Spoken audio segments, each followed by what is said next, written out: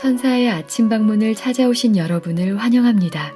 오늘도 아침 예배 말씀으로 믿음과 위로의 시간을 갖게 되길 바랍니다. 성도 여러분 안녕하세요. 오늘도 아침 예배에 찾아오신 모든 성도님들을 진심으로 환영합니다.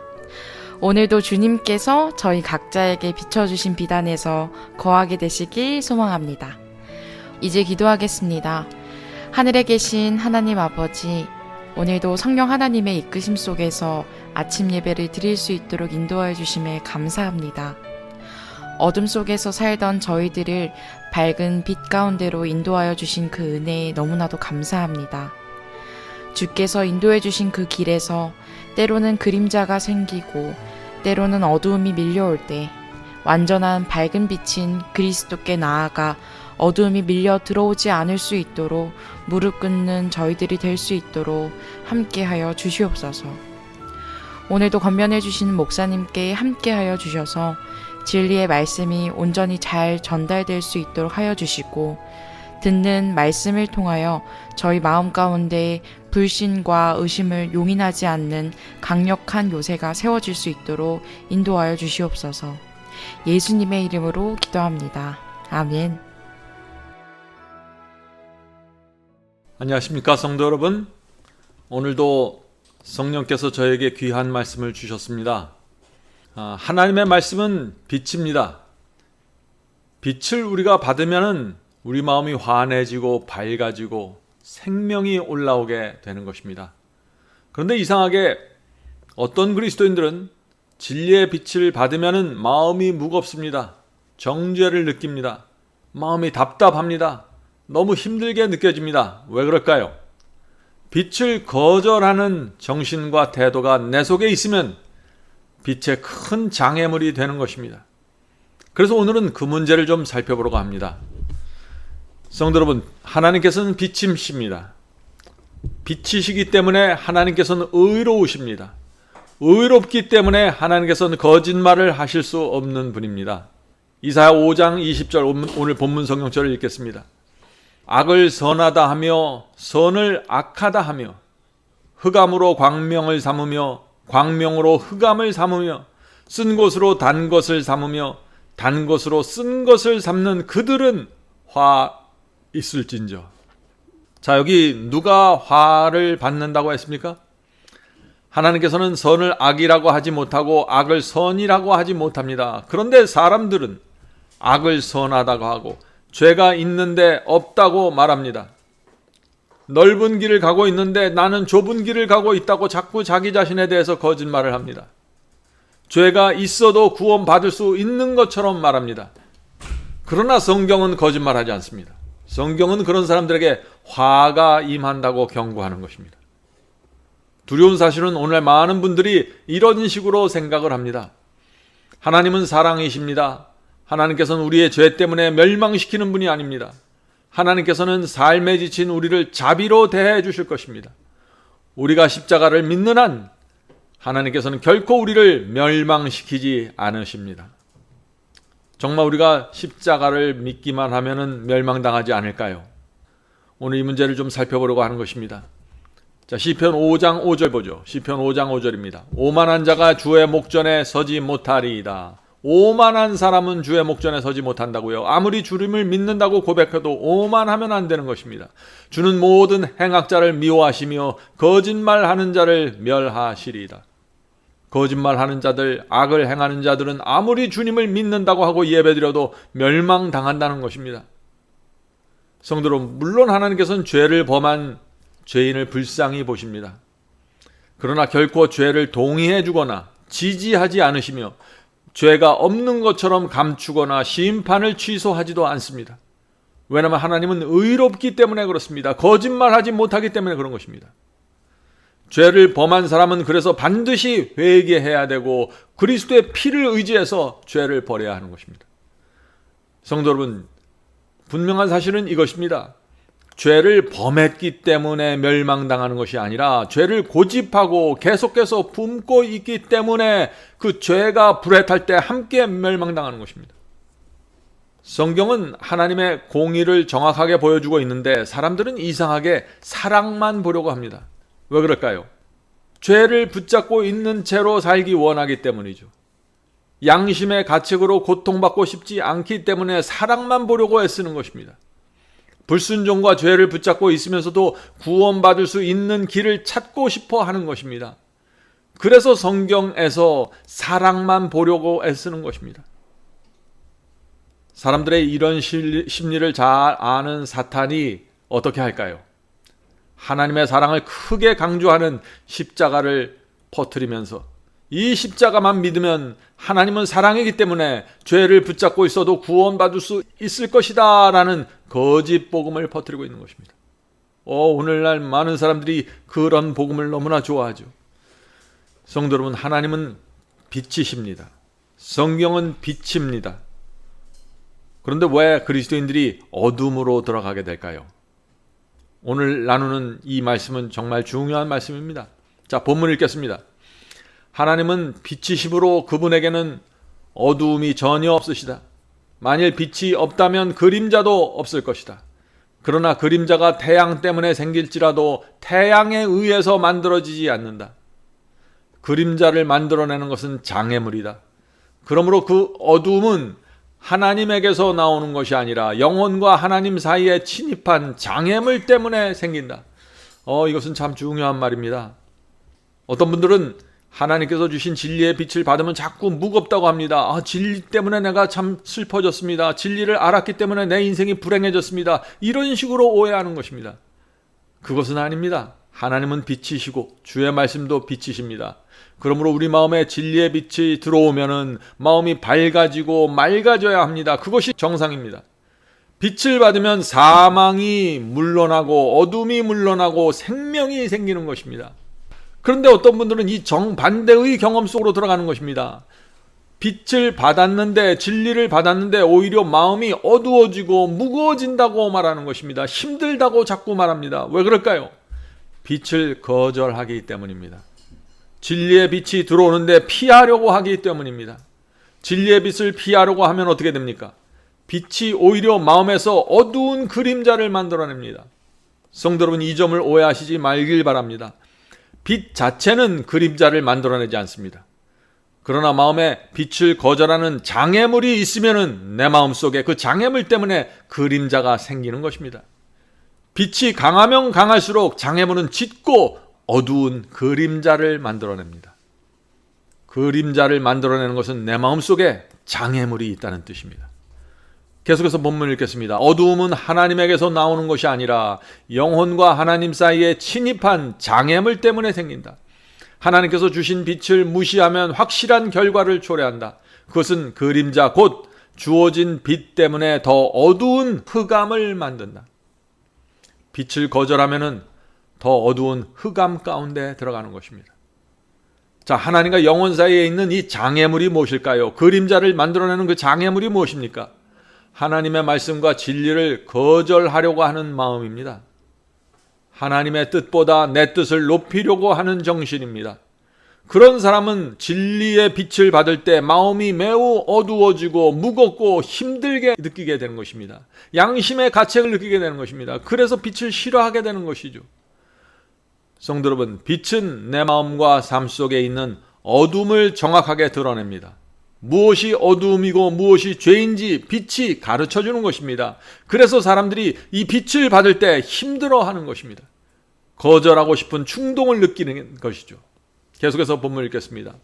만일 사람이 빛과 증거로부터 돌이켜 사탄의 미혹하는 유혹에 굴복하면 그는 스스로 자기 자신의 불신의 장막을 치게 되어 빛이 어두움과 구별될 수 없게 만든다. 성도 여러분, 진리의 빛이 올 때 그것을 온 마음으로 받아들이지 않으면 마음에서 아주 이상한 일이 생기게 됩니다. 어떤 일이 생길까요? 진리를 거절하고 무시하고 싶은 핑계와 구실을 만들어냅니다. 성령께서 이것이 진리라, 이것이 하나님의 말씀이다 하는 확증을 내게 주셨어요. 진리를 동의했습니다. 그러나 그것을 거절하고 무시하고 싶은 핑계와 구실을 자꾸 만들어내려는 것입니다. 다시 말해서 빛을 거절하는 자기 자신을 정당화시키고 합리화시키는 일이 생기는 것입니다. 마음속에서 말이죠. 자, 그렇게 되면은 처음 진리를 받았을 때 느꼈던 그 감사와 기쁨을 잃어버리고 어둠 속으로 들어가게 되는 것입니다. 첫사랑을 잃어버리고 어둠 속으로 들어가는 것입니다. 자, 계속해서 본문 읽겠습니다. 더 많은 빛과 증거가 그에게는 오해를 낳을 뿐이다. 빛이 크면 클수록 무관심도 더 커질 것이다. 그것은 속임을 당한 영혼으로 하여금 어두움을 빛으로 진리를 오류로 칭하게 만들 것이다. 성도 여러분, 여러분이 진리를 거절하면은 성령께서 이것은 진리고 이것을 받아들이라고 말씀하시는데 그 빛을, 진리를 거절하면은 마음속에서 무서운 일이 생기는 것입니다. 어둠이 나를 지배하게 됩니다. 성도 여러분, 진리의 빛이 올 때 성령의 호소를 거절하면 어떻게 돼요? 빛을 어둠이라고 말하게 되고 어둠을 빛이라고 말하게 되는 것입니다. 참 이상한 일이 생기는 것입니다. 내 자신을 합리화시키고 정당화시키는 과정 속에서 빛이 어둠이 되고 어둠이 빛처럼 내 눈에 보이게 되는 것입니다. 저는 오랫동안 성경을 가르치면서 그런 분들을 정말 많이 보았습니다.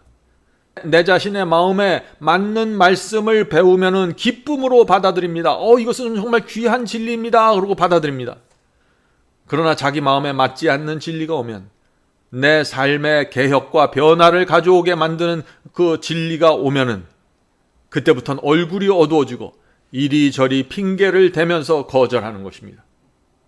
그런 사람들은 자신이 얼마나 무서운 미혹 속으로 들어갔는지 모른 채 진리의 빛을 거절하게 되는 것입니다.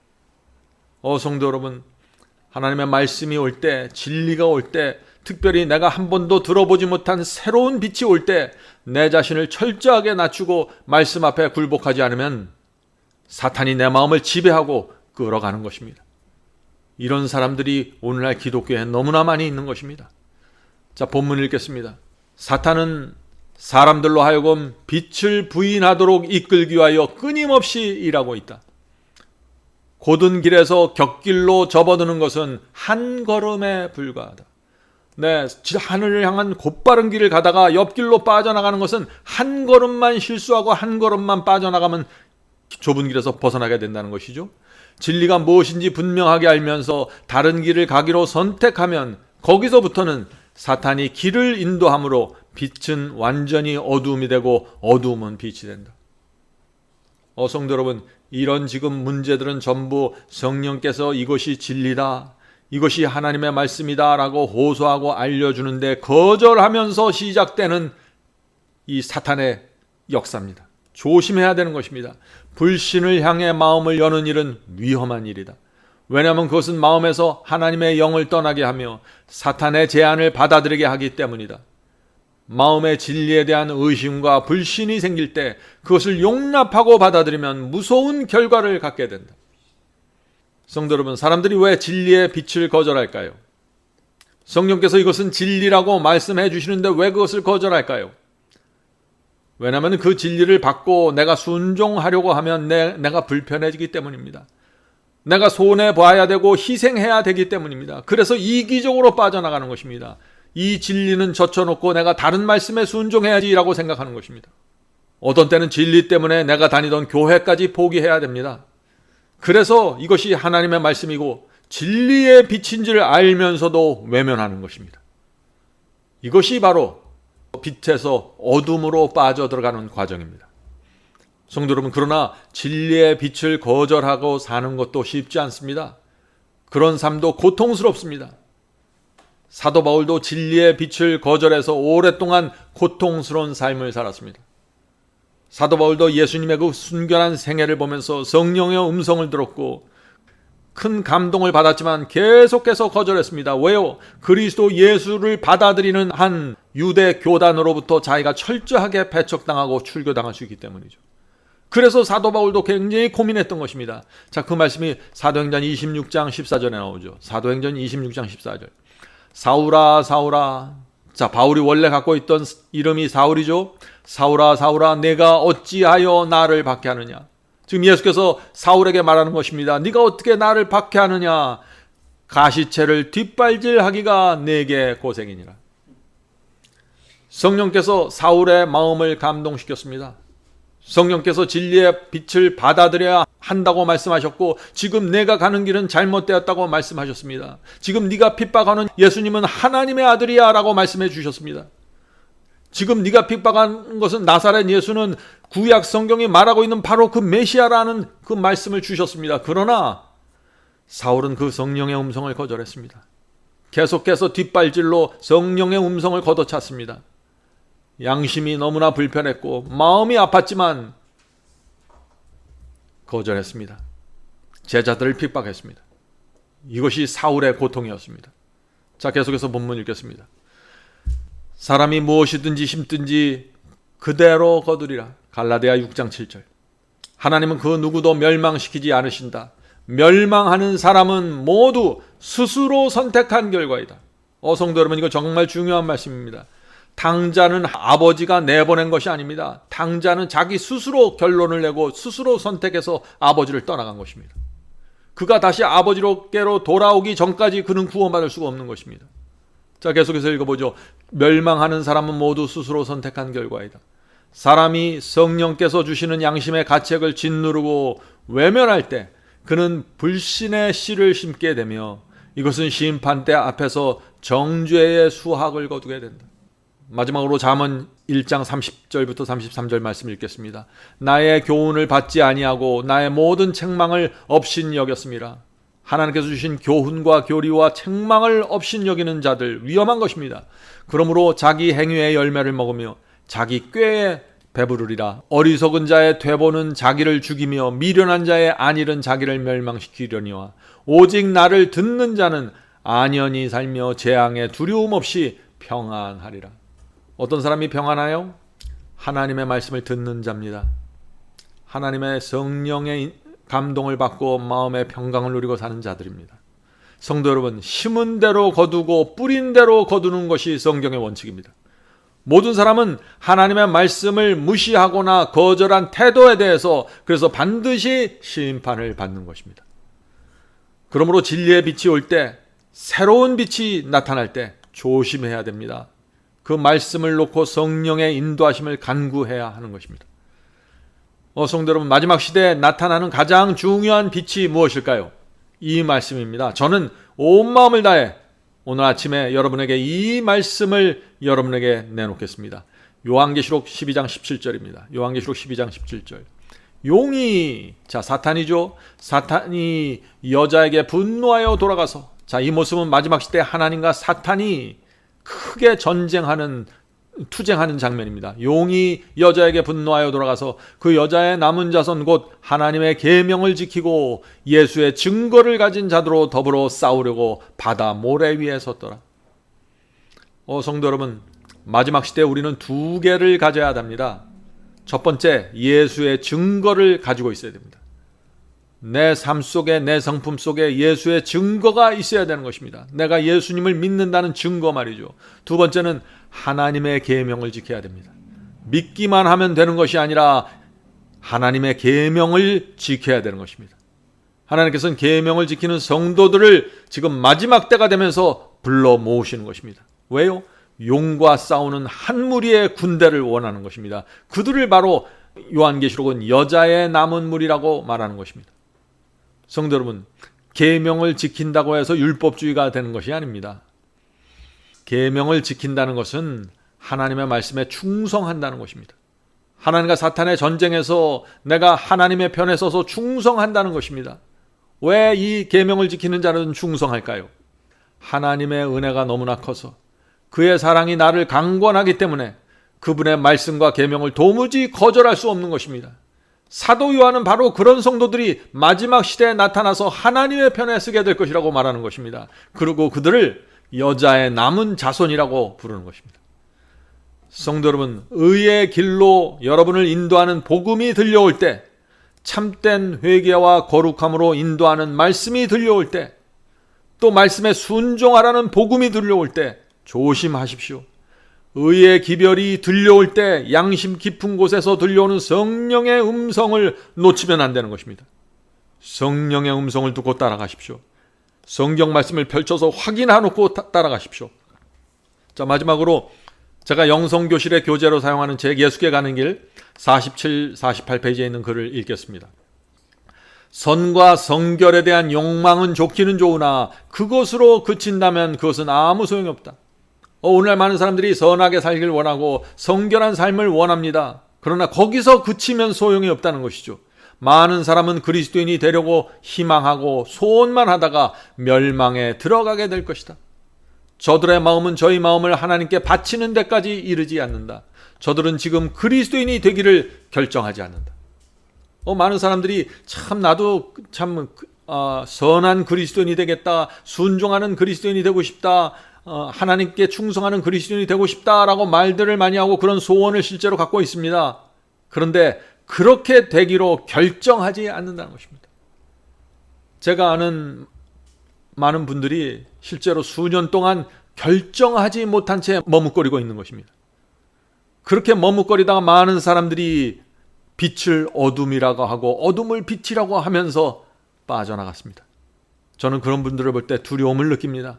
자, 계속해서 읽겠습니다. 그대들이 진리와 의를 붙잡고 선택할 때 생애에는 전적인 변화가 생기게 될 것이다. 자, 언제 변화가 생기는지 잘 보세요. 그대들의 의지를 그리스도께 바침으로써 그대들은 정사와 권세를 초월한 능력자 하나님과 연결된다. 하나님과 연결되어야만 위로부터 능력을 얻게 될 것이다.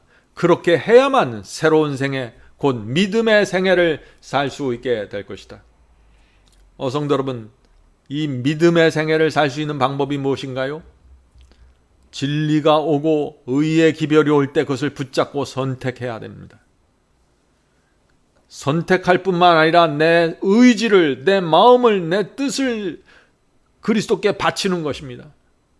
그렇게 될 때 우리가 하늘의 하나님과 능력의 하나님과 연결되는 것입니다. 그럴 때 성령께서 내 의지를 붙잡아 주시고 내 순종을 받아 주셔서 새로운 생애, 믿음의 생애를 살 수 있도록 끌어가시는 것입니다. 성도 여러분, 진리에 굴복하지 않는 한, 순종하지 않는 한 아무 일도 일어나지 않을 것입니다. 거듭남도 변화도 생기지 않을 것입니다. 하나님의 말씀과 진리에 순종하지 않으면서 하나님을 사랑합니다, 주님을 믿습니다 라는 이런 고백들이 무슨 소용이 있을까요?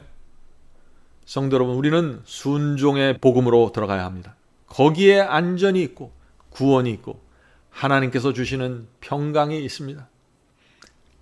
그런 복음을 통해서만 하나님의 빛이, 진리의 빛이 내 속에 들어와서 내 마음과 내 생애를 환하게 만들어주는 것입니다. 부디 성령께서 눈을 열어주셔서 빛을 보게 해주시고 진리를 진리로 바라보게 인도해 주시길 간절히 바랍니다. 이제 기도하겠습니다. 하늘에 계신 저희들의 아버지, 저희들이 수많은 빛을 받았지만 그 빛의 가치를 보지 못하고 정말 이 빛이 무엇인지 깨닫지 못해서 어둠 속에 남아있을 때가 참 많이 있었습니다. 하늘에 계신 아버지, 이 시간에 저희의 눈을 열어주시고 마음을 열어주셔서 빛이 들어올 때 저희의 마음속에 있는 장애물이 혹시 있다면 그것이 무엇인지 볼 수 있도록 도와주시옵소서. 하나님의 말씀과 진리 앞에 우리 마음속에 있는 장애물을 내려놓고 말씀을 있는 그대로 받아들일 수 있도록 도와주시옵소서. 하늘에 계신 아버지, 주의 영이, 주의 말씀이 성령이고 생명입니다. 주의 말씀을 받는데 저희의 모든 것이 걸려 있습니다. 주여, 하나님의 말씀이 내 속에 들어오셔서 오늘 기도하는 성도들 모두에게 들어와서 말씀이 내 속에 있는 장애물들을 제거하고 밀어내고 생명을 만들게 도와주시옵소서. 오늘 하루도 저희와 함께 하여 주시고 예배드리는 성도 위에 하나님의 은혜와 자비가 함께 하여 주시옵소서. 예수님의 이름으로 간절히 기도드립니다. 아멘. 성도 여러분, 마지막 사명에서는 아침 예배 채널을 유튜브에서 별도로 운영하고 있습니다. 아침 예배 채널에서는 매일 새벽 4시에 예배 영상이 올려지고 있으며 특별히 아침 9시에 예배가 진행됩니다. 아침 9시 예배가 아침 예배 채널의 독특한 특징입니다.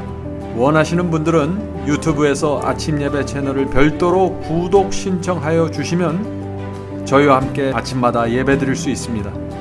매일 아침마다 하나님의 말씀으로 저희 모두가 주 앞에 나와 예배 드리는 신앙으로 함께 나가게 되길 간절히 바랍니다. 감사합니다.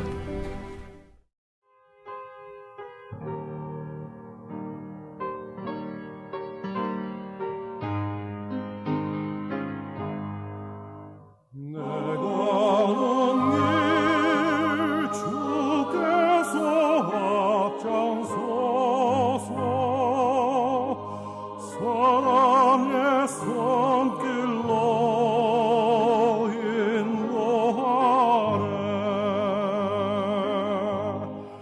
내 입술은 주님을 찬양하리. 날마다 기쁨 충만하네. 내가 먼 길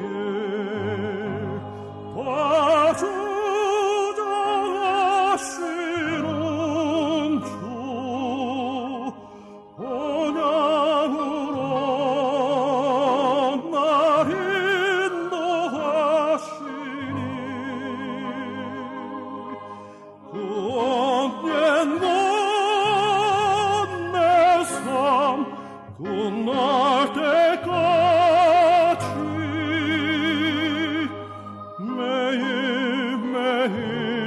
매일매일 나 주만 따르리. 나는 비록 약하고 흔들리나 사랑의 주님만 바라보네. 내 주님은 내 곁에 늘 계시니 내 믿음